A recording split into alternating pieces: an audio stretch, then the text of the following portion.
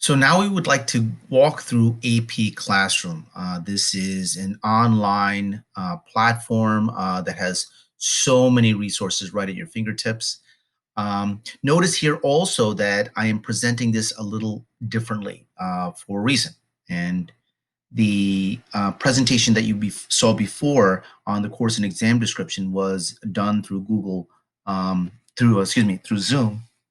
This one is done with Screencastify. Notice that you don't see me with a little face on the upper top corner. And maybe if you're a little bit camera shy or you would prefer a presentation without your face on it, Screencastify is a great tool that you can consider using.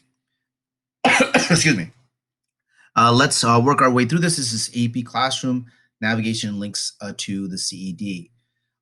This is when you go to AP Central, you'll find yourself in a place where the College Board has organized a phenomenal resource, something that students and teachers, really both alike, have probably yearned for in years, especially teachers.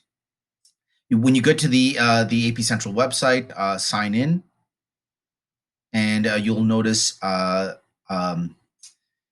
screen that looks like this, where you can put in your username and password.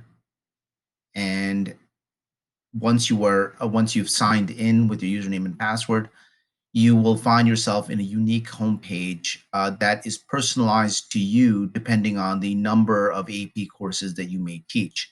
Some of you perhaps may teach multiple AP courses. On the right also is a join code that you can supply to your students to join the course. Um, when you get into a particular course, what you'll also notice are user guides and interactive tutorials. If you want some further instruction with this, these are great tools. I've used them myself to look at it the first time when AP Classroom was first launched. Um, there's also a help menu in the upper right-hand corner. I don't know if you're accustomed to using help menus. I generally go to them whenever I can if I need to. They provide answers to frequently answered questions. There is an AP Teacher Guide to AP Classroom. It's very quick look, and also AP Student Guide to AP Classroom. And that might be something that you want to jot down, print out, and give to your students. Also, what you have is our tutorials. The tutorials uh, provide instruction about the 4 different parts of AP Classroom. Now, if there are some other issues that you are unable to solve, you can quickly message the College Board, and they are very quick to respond.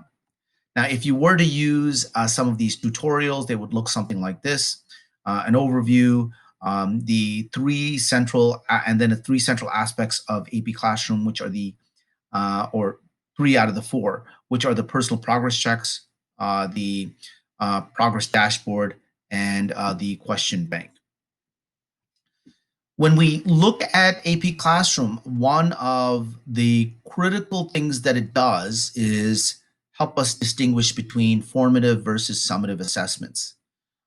Formative assessments are there to check understanding at different points, and it is more informal, and it's done throughout instruction, versus summative, which is done at the end of instruction.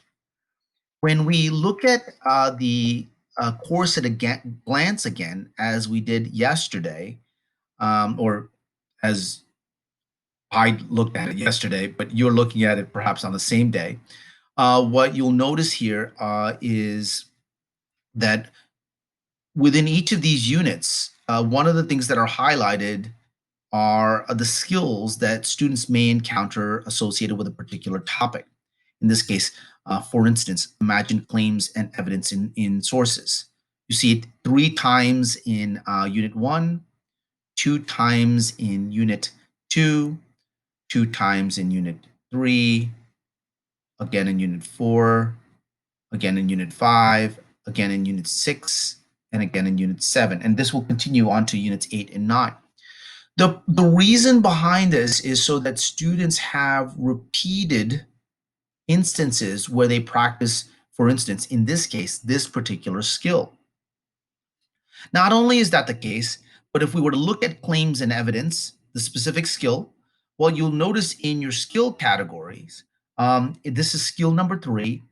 And remember, as I mentioned the other in the other presentation, that the skill categories have foundational categories and categories that progress further. So, for instance, 3A is a foundational category. You are identifying and describing a claim or argument. That is the first things that students should be able to do. Notice that this skill is checked in units 1 and 3, early units. But for 3B, notice that this is checked in units 1, 3, and then 4. And then for C and D, much later, 5, 6, 4, 5, 8, and 9. The reason behind this is so that students can scaffold from foundational understandings of a particular skill to more advanced and progressive understandings of that skill. And if we were to look at our course at a glance, this when we look at the 4 times in which you are experiencing skill 3, and we link back to the unit at a glance for unit 1, what you'll notice is that the early instances, 1.6 and 1.7, are working on the foundational skill. And then before you move on to 3B, and again 3B, where you work on the second tier of that scaffold. Same would be true for Unit 2 going forward. Here we're looking at the Age of Reformation unit, and look at the unit at the glance. Now it's okay to work into 3B because you've already established the ability for students to perhaps work through some of the foundational parts of this skill so they can progress a little further. Again, with absolutism, constitutionalism, notice the skill, and we'll see it again here. Notice here we are looking at 3D. So we are jumping to the last of the skills, but progressively jumping. We've already worked through 3A, 3B, 3C, and now we are finally going to 3D. And here you are looking at 3C and 3D. So we're getting more sophisticated as we kind of move forward, right? Now, when students encounter or experience the content and the skill connected to one of the topics. For instance, if we were to look at the unit at a glance, notice here we're looking at 1.8, and the topic is colonial expansion and Columbian exchange, and the reasoning process is causation. The suggested skill is 3B, identify the evidence used in a source to support an argument, right?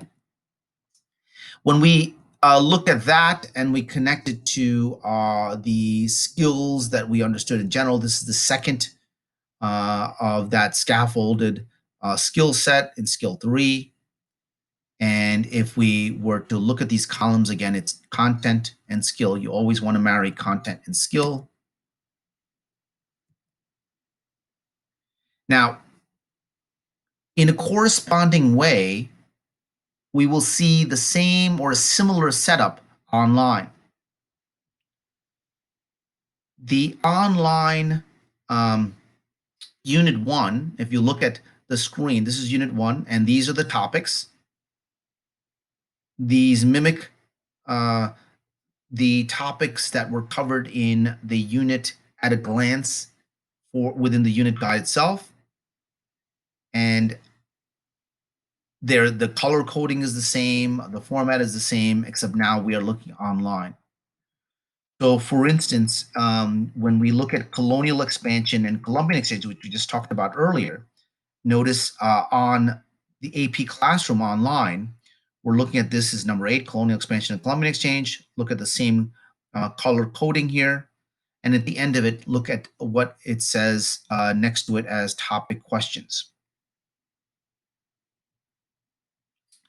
When you hit the topic question category in AP Classroom, for that particular for that particular topic and skill, you will find yourself brought to the question bank, and the question bank has already been filtered. It's been filtered based on the topic 1.8, skill 3B, which is the historical skill associated with colonial expansion. And this is a formative type of assessment. And these are the questions that appear associated with that. So again, the unit and topic 1.8, it, the historical thinking skill, see it, formative questions. These are topic questions. These questions are not the types of questions that students will encounter on the AP exam per se. So topic questions, the design behind this is one, if you were to go through some of these topic questions, for instance, they would look something like this perhaps. You have a stimulus, in this case a reading, and then a multiple choice question that sort of follows. And the topic questions are designed to and aligned to designed to spiral and scaffold. Again, they're focused on a particular skill.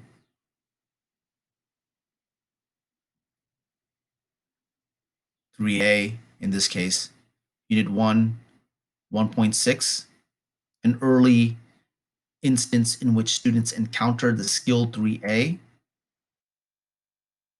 And here, notice the language.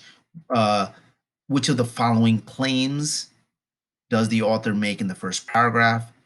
This is, it should resonate with you that this is skill 3A, identify and describe a claim and or argument in a text-based or non-text-based source. So you are seeing some words used that resonate from the skill in the stem of this question. And here's the answer, and then also the feedback that follows. So again, this is skill 3A. The next instance, they would experience this with skill A again, but this is with the next topic, 1.7. And which of the following general claims does the author make, right?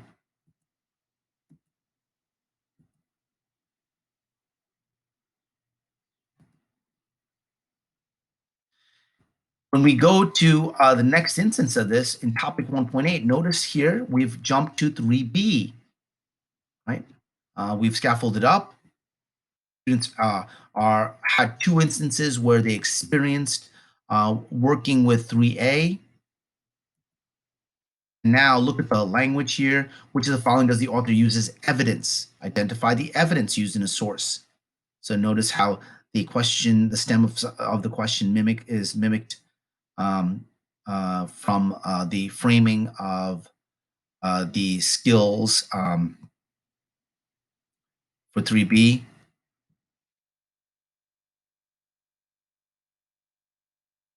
No, now we're in the second unit, topic 2.2. Again, another experience with 3B. To the following does the author use as evidence?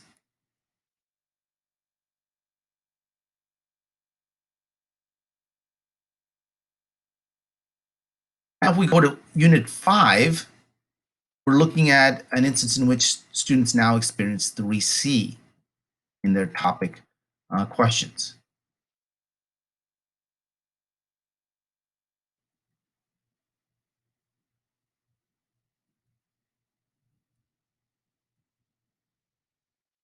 And then 3C again in 6.4.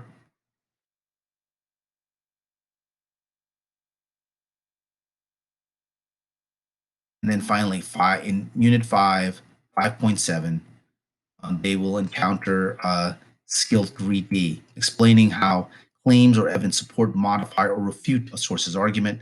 Which of the following best explains why many saw Napoleon as an oppressor, as stated in the passage?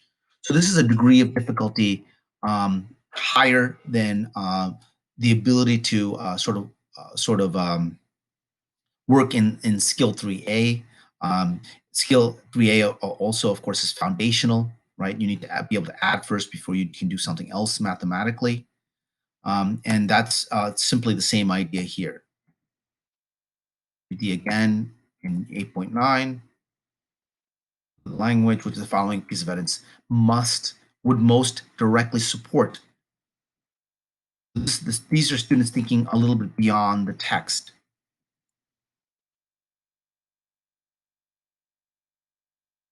When you analyze the responses by students, it is possible for you to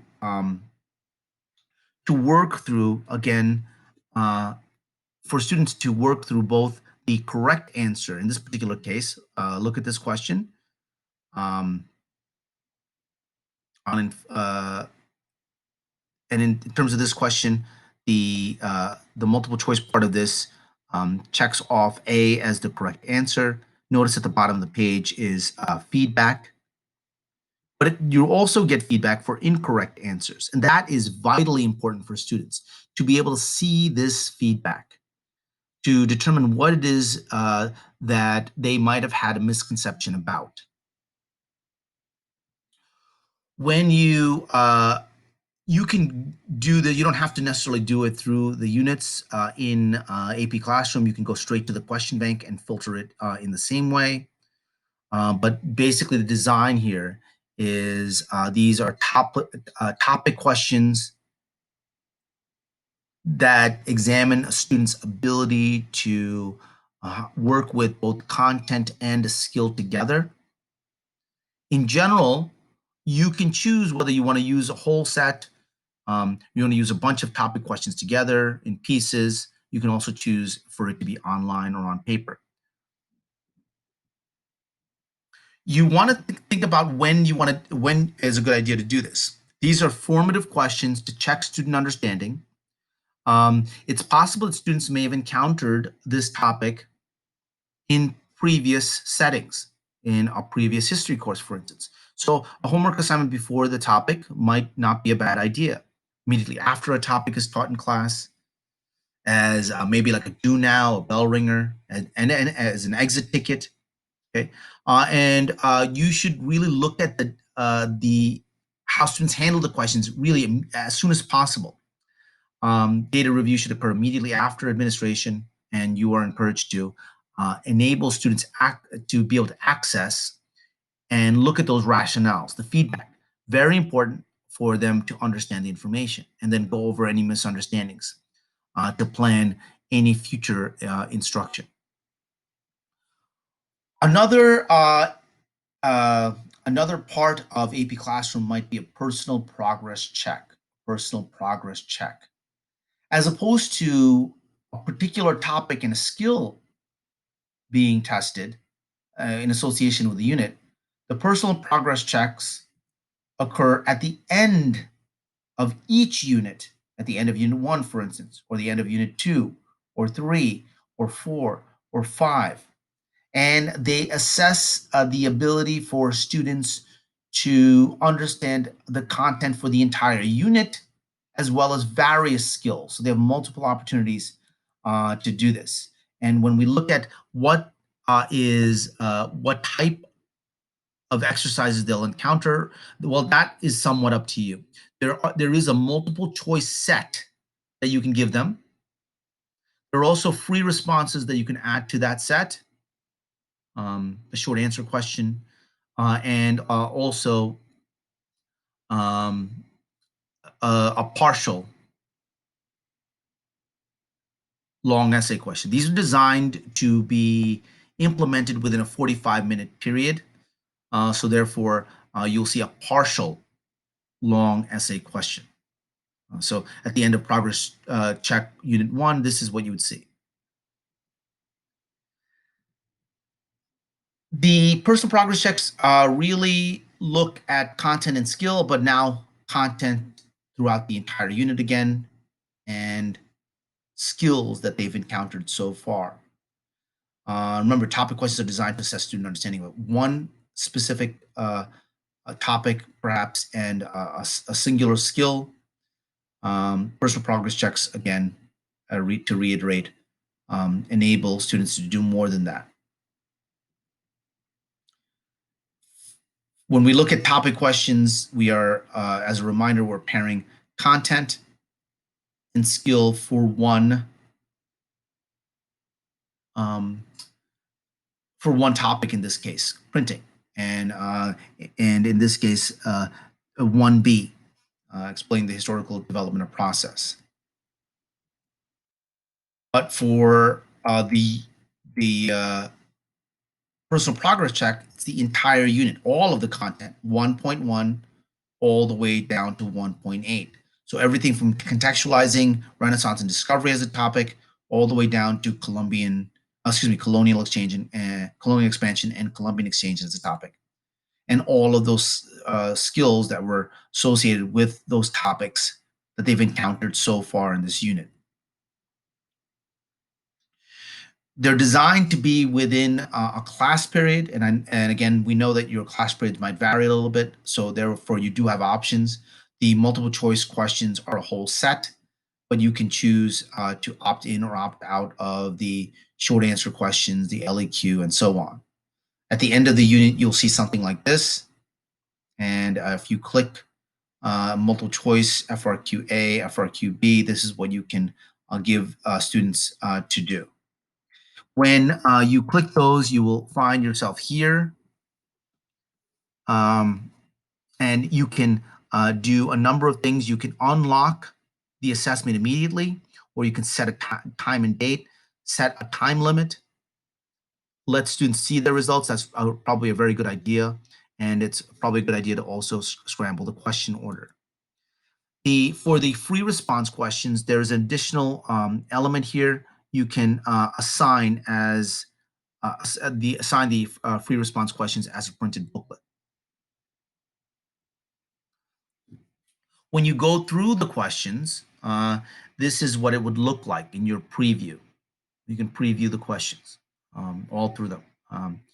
And if you look at the item details here, it shows you the topic and the unit, the skills and the reasoning process associated with this particular question, and additional alignments that this question might be used for. And unlike the topic questions, this is designed to be assigned at the completion of a unit. And you want to really give them maybe a window of time. This puts them in a better position.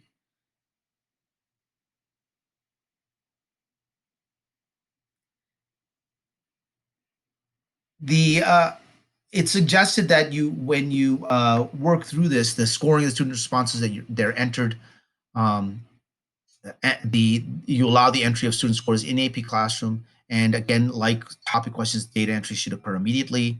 Let students see the rationales and review misunderstandings, and input. Use the data as input for what you can do in terms of future for your instructional strategies. Personal progress checks, again, are designed as a full set by multiple choice questions and FRQs.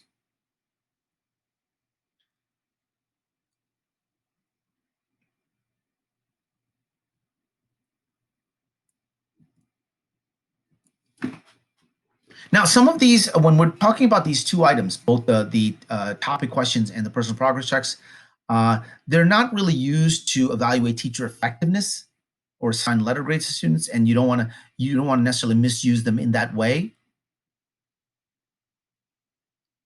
But it is important to understand that when we look at class reports or class progress, since we are looking at something like, for instance, skills that they are working with, and skills should be comparable irrespective of content, you can compare any topics paired with the same skill. So in this case, 1.6 and 1.7. So you can compare the ability for them to actually work through that skill. And that might be a useful tool for you for your instructional strategies. When you see the scores for the personal progress checks, you might notice a color coding that's used, a dark yellow, a light green, and a dark green. These are not necessarily quartiles, but they are the percentage correct out of the total number of questions. And here, if you notice, 3 people in the class were in the 25 to 50% range. 18 people were in the 50 to 75% range, and 4 people were in the 75 to 100% range in terms of the number correct. You'll see the names of the individuals and the number of questions they got right out of 21 questions, 21 possible questions. But this can be a tool um, for you to look at maybe comparing their ability to master skills. You can also look at trends in student responses.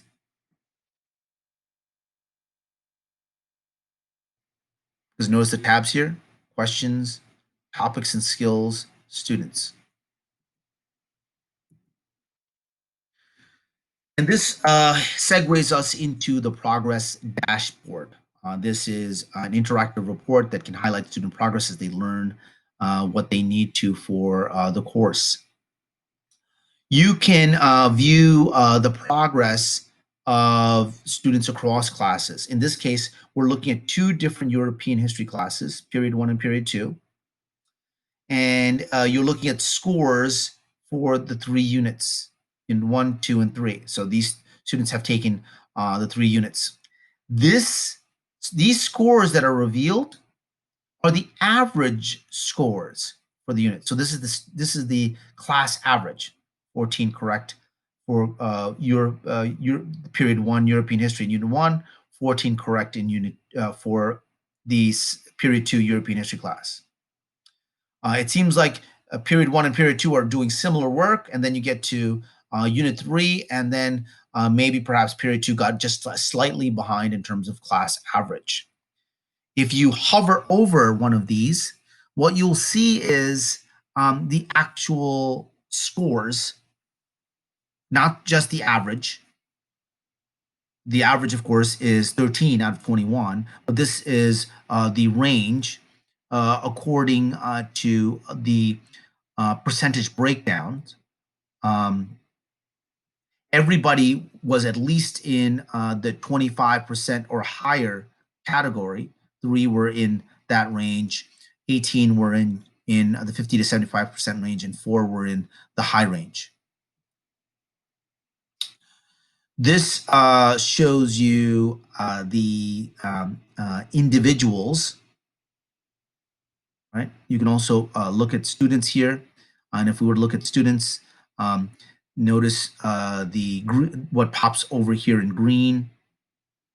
Edward Birch was very good or scoring statistically very high here.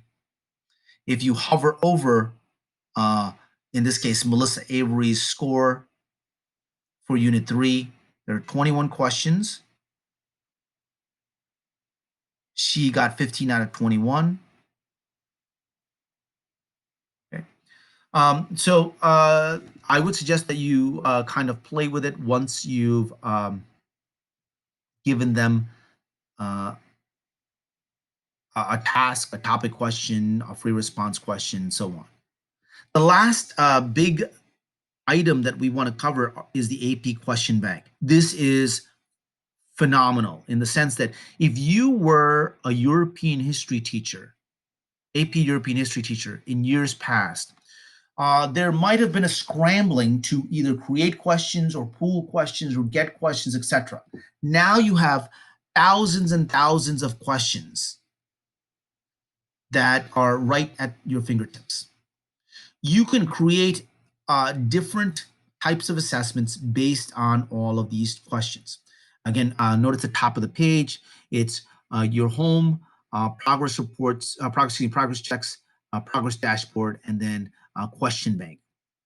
And in this case, when we click question bank, we get to this area. Notice that this question bank is already filtered, unit one, skill level one, and this is what pops up. And then when you preview it, you can look through each of the questions. If you hit that bar on the right, question scoring and details, it will show you which unit, topic, purpose, source, skill, reasoning process, additional alignments.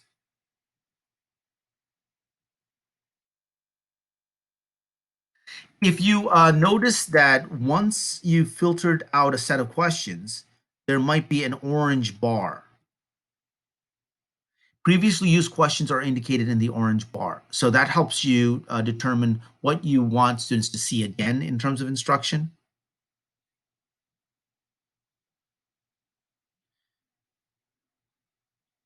And again, through the question bank, you can customize it. You can look through the pool of questions based on, in this case, what you filtered, unit one, skill level one, and then preview those questions and then select which questions out of that list you want to choose.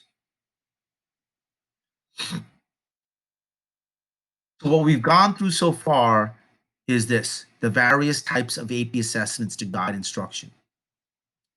Topic questions focus on each topic and skill, and they're really designed as formative assessment.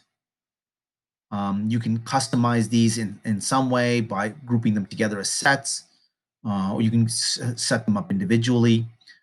You really want to go over misunderstandings right away. Personal progress checks are designed to be at the close of a unit.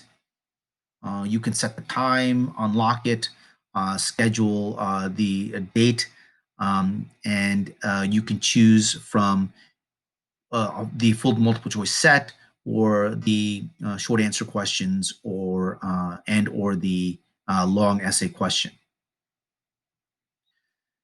Finally, you have a pool of practice questions and practice exams through the question bank, tens of thousands of exam questions, and they're added to every year. And these are really designed as summative activities. Um, the scoring guidelines help you score, especially some of the free response questions. And all of this are scaffolded to enable students to manage the AP exam. So we're working from both informal to formal forms of assessment and formative to summative forms of assessment in this assessment spectrum. If you want some further instruction with this, I would suggest that you consider going to the AP Advanced Placement YouTube channel. And there, if you scroll down to the bottom of the page, you will see tons of, not tons, but a number of AP Classroom Quick Start videos. You can choose what you want to focus on in terms of deepening your understanding of AP Classroom or fine-tuning your understanding of AP Classroom. Some of this will wind up becoming very intuitive once you start this process, but the critical part is to start this process.